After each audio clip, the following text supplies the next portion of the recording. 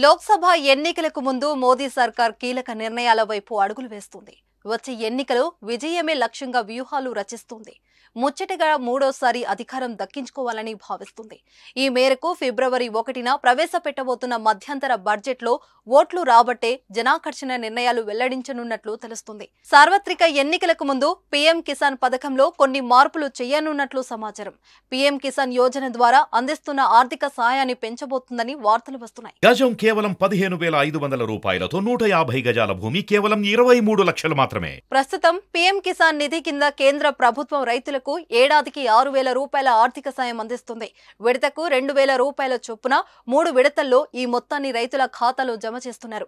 అయితే ఈ సాయాన్ని భారీగా పెంచుతున్నట్లు తెలుస్తుంది. ఈ పథకం కింద రైతులకు లభించే లబ్ధిని 50% పెంచబోతున్నారని సమాచారం. అంటే సంవత్సరానికి 6,000 నుండి 9,000 వరకు పెంచాలని కేంద్ర ప్రభుత్వం భావిస్తున్నట్లు వార్తలు వస్తున్నాయి. రైతుల సంక్షేమం దృష్ట్యా 2019 ఫిబ్రవరిలో ఈ పథకాన్ని కేంద్ర సర్కార్ ప్రవేశపెట్టింది. ఈ పథకం కింద అర్హులైన రైతులకు ఆర్థిక సాయం అందిస్తుంది. ఈ పథకం కింద దేశవ్యాప్తంగా దాదాపు 11 కోట్ల మంది రైతులు లబ్ధి పొందుతున్నారు. కిసాన్ నిధి ద్వారా రైతులకు అందించే మొత్తం వారి వ్యవసాయ పెట్టుబడులకు, వ్యక్తిగత అవసరాలకు ఉపయోగపడుతుంది. ఈ మొత్తాన్ని నేరుగా రైతుల ఖాతాలోనే జమ చేస్తుంది ప్రభుత్వం.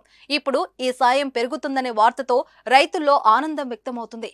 రేపటి బడ్జెట్లో దీనిపై స్పష్టత రానుంది. అలానే ఫిబ్రవరి 1న ప్రవేశపెట్టనున్న మధ్యంతర బడ్జెట్లో ఇంధన ధరల తగ్గింపు సంబంధించి కీలక ప్రకటన ఉండనుందనే ప్రచారం సాగుతుంది.